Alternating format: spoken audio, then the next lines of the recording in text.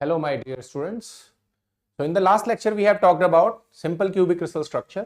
उसका सारा डिटेल्स हमने पढ़ा था. अब आगे बढ़ते हैं. तो नेक्स्ट क्रिस्टल स्ट्रक्चर है body centred cubic crystal structure. Okay. So सबसे पहले हम देखते हैं कि जो बॉडी सेंटर्ड क्यूबिक लैटिस है उसकी यूनिट सेल कैसी दिखती है. तो बॉडी सेंटर्ड क्यूबिक लैटिस में जो लैटिस पॉइंट्स होते हैं वो कहां कहां बिलोंग करते हैं. 8 कॉर्नर्स पे, साथ में एक बॉडी सेंटर पे. ओके. तो सिंपल क्यूबिक में क्या हुआ करता था कि 8 कॉर्नर्स पर ही सिर्फ लैटिस पॉइंट्स बिलोंग करते थे. यहां पर क्या है, लैटिस पॉइंट एक्स्ट्रा है. कहां पर, एक बॉडी सेंटर पोजीशन पे. ठीक है. तो टाइप ऑफ लैटिस क्या हो गया, बीसीसी लैटिस हो गया. Type of lattice is BCC lattice. Okay. कितने effective number of lattice points हैं, लैटिस पॉइंट्स हैं कितने, लैटिस पॉइंट्स काउंट करिए भाई, आपको काउंट करना आता है. लैटिस पॉइंट्स हैं 1/8 इंटू 8 कहां से आ रहा है, कॉर्नर से, प्लस 1 इफेक्टिव लैटिस पॉइंट कहां से आ रहा है, बॉडी सेंटर पोजीशन से. उसका कंट्रीब्यूशन कितना होता है, its contribution is full. So कितने number of effective lattice points हो गए, 2. Effective number of lattice points are 2. It means it is primitive और non primitive. So this lattice या this BCC lattice is non primitive. This is non primitive क्योंकि हमने simple cubic को क्या लिखा था, simple cubic was primitive cubic, but this is not primitive, non primitive है. Okay. कितने इफेक्टिव नंबर, कितने एटम्स हैं बेसिस के अंदर. ओके. तो ये इसका लैटिस है. लैटिस पॉइंट कहां कहां बिलोंग करते हैं, corner as well as body centre position.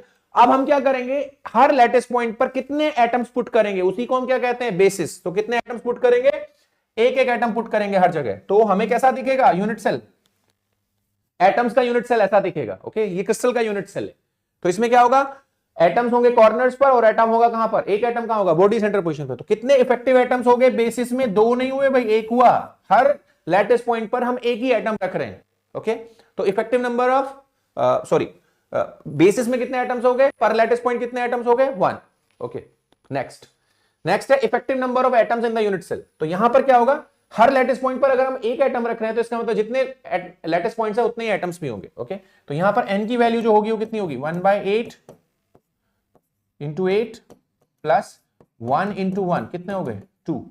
तो 2 effective number of lattice points हो गए यूनिट सेल पे. ठीक है. नेक्स्ट क्या है, उनकी पोजीशंस क्या है. जैसे मैंने लास्ट लेक्चर में आपको सिंपल क्यूबिक वाले में समझाया था कि जो कॉर्नर पोजीशन होती है उसके कोऑर्डिनेट्स यानी कि सब 1/8 इंटू 8 मिलाकर हम कहां मान लेते हैं, we assume it at corner. Okay. We assume it at corner here. Okay. तो इसके पोजीशन कोऑर्डिनेट क्या होंगे, 1/8 इंटू 8. एक एटम के इफेक्टिव होंगे ओरिजिन पर 0 0 0 एंड दूसरा एटम उसके रेस्पेक्ट में कहां है, पूरा का पूरा atom, full atom is here. तो इसके पोजीशन कोऑर्डिनेट्स क्या बताए थे मैंने, अगर क्यूब का साइड ए है तो a/2 a/2 a/2. But normalise वे में हम कैसे लिखते हैं, we write it as 1/2 1/2 1/2. Position coordinates भी ध्यान रखने, मैंने बताया था क्यों ध्यान रखते हैं. ओके. तो effective number of atoms per unit cell 2, उनके पोजीशन कोऑर्डिनेट्स क्या हो गए, 0 0 0 एंड 1/2 1/2 1/2. ओके. आगे चलते हैं. नेक्स्ट पैरामीटर क्या है, नंबर ऑफ नियरेस्ट नेबर्स. ठीक है. तो अब क्या होगा, हमें देखना है कि कोई एटम कितने एटम से सराउंडेड है, कोई एटम जो है कितने एटम से सराउंडेड है. तो यहां पर अगर आप क्या करेंगे, इस बॉडी सेंटर एटम को रेफरेंस मान लेंगे तो आपको समझना में आसानी होगी. फर्स्ट नियरेस्ट नेबर्स समझने हैं आपको, कोऑर्डिनेशन नंबर समझना है, तो बॉडी सेंटर एटम को हम रेफरेंस मान लेंगे. अच्छा. अब आप कहेंगे भाई इसको रेफरेंस क्यों नहीं मान रहे हो, भाई इसको रेफरेंस मानोगे तो भी 8 ही आएंगे.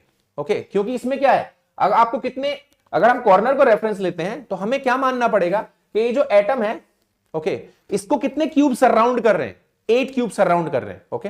तो अब आप देखिए, बताइए इसका सबसे नियरेस्ट एटम कौन है, ये कॉर्नर वाला नियरेस्ट है या ये बॉडी सेंटर वाला नियरेस्ट है. तो कोई भी देख के बता सकता है कि बॉडी सेंटर वाला नियरेस्ट एटम. ओके. तो जब मैं इसको 8 क्यूब से सराउंड करूंगा तो उन सब क्यूब्स के जो बॉडी सेंटर एटम्स होंगे वो सबके सब इसके नियरेस्ट नेबर्स होंगे. ओके.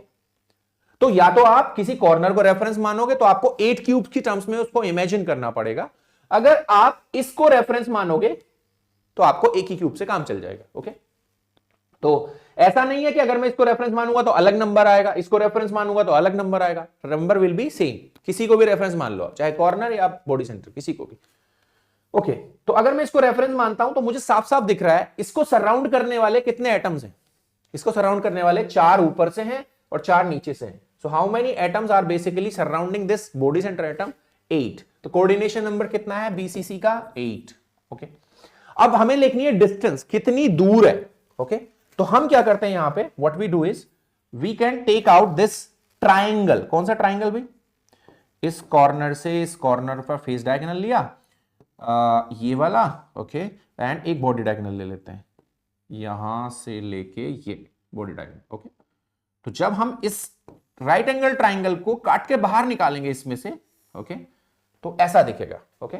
इसमें क्या होगा, रेड वाला, ये वाला रेड वाला एटम ये है, ओके, ये रेड एटम ये है, और ये ब्लू एटम जो बॉडी सेंटर वाला ये है, और ये कौन सा वाला है, ठीक है, ये वाला जो एटम है ये यहां है, ओके, ठीक है भाई। तो इस क्यूब का साइड कितना है? इस क्यूब का साइड है a। अगर क्यूब का साइड a है तो ये वाली डिस्टेंस कितनी होगी? फेस डायगोनल की वैल्यू, फेस डायगोनल ये, इसकी वैल्यू होगी √2a, ओके। क्योंकि ये क्यूब है तो ये साइड कितनी होगी? This side will be a, तो ये साइड कितनी होगी? a, okay. तो ऑब्वियस सी बात है, ये डिस्टेंस कितनी होगी? ये distance, this distance will be, अगर हम क्या करेंगे, पाइथागोरस लगाएंगे, √2a का होल स्क्वायर प्लस a का स्क्वायर रूट टोटल का, तो कितना होगा? 2√2a स्क्वायर पूरे का कितना होगा? 2a square plus a square 3a square का अंडर रूट, ठीक है, कितना होगा? √3a। तो ये डिस्टेंस कितनी आ गई? √3a, ठीक है। नाउ प्लीज अंडरस्टैंड, ये सारे एटम, ये एटम और ये एटम क्या है? सेम तरह का या डिफरेंट तरीके का? अगर ये बीसीसी क्रिस्टल स्ट्रक्चर है तो सारे एटम जो है सेम तरह के होते हैं, ओके। तो आपको पता है अगर ये एटम इससे टच्ड है ये, ठीक है, तो हर किसी की रेडियस कितनी है? हर किसी की रेडियस कितनी है? r, okay. तो r की टर्म्स में ये टोटल वैल्यू कितनी होगी इन टर्म्स ऑफ r? भाई इसकी होगी कितनी? r, इसकी कितनी होगी? 2r, इसकी कितनी होगी? r, तो कितना हो गया ये? 4r। तो 4r किसके बराबर है? 4r इज इक्वल्स टू है √3a। तो नियरेस्ट नेबर डिस्टेंस को हम 2r लिखते हैं, कितना हो गया? √3/2a। तो यहां पर क्या भर देंगे? √3/2a। होप यू अंडरस्टैंड, ठीक है। चलते हैं आगे। Number of second nearest neighbours या नेक्स्ट नियरेस्ट नेबर्स, ओके। तो अब देखिए भाई, बीसीसी यूनिट सेल में अगर हम क्या कह रहे थे, we are assuming this as a reference, तो इसका नियरेस्ट नेबर तो ये ब्लू वाला है या ये ब्लू है, ओके।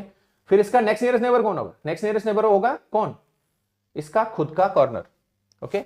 बॉडी सेंटर के बाद कौन आएगा नेक्स्ट? Corner, okay. तो अगर हम कॉर्नर को क्या करते हैं? रेफरेंस मानते हैं, ओके, कॉर्नर को रेफरेंस मानते हैं, तो बॉडी सेंटर उसका नियरेस्ट नेबर हो गया। तो जैसा कि मैंने सिंपल क्यूबिक में बताया था, ऐसे कॉर्नर वाले कितने होते हैं? सिंपल क्यूबिक में मैंने बताया था, अगर आप कॉर्नर को रेफरेंस मानते हैं, if you take corner as reference atom, okay, तो ये क्या हो गया इसका? This is nearest, second nearest neighbour, okay, corner. तो क्या होगा? अगर एक प्लस एक्स में है तो एक क्या होगा? पीछे की तरफ माइनस एक्स में, एक ऊपर जेड में है तो एक क्या होगा? माइनस जेड में, और एक प्लस वाई में है तो क्या होगा? एक माइनस वाई में होगा, ओके। ये येलो कलर में दिखा दिया गया है, ठीक है, सेकंड यूनिट सेल है चुकी है, ठीक है। तो कितने हो गए total? Plus X minus X plus Z minus Z plus Y minus Y, कितने हो गए टोटल नंबर?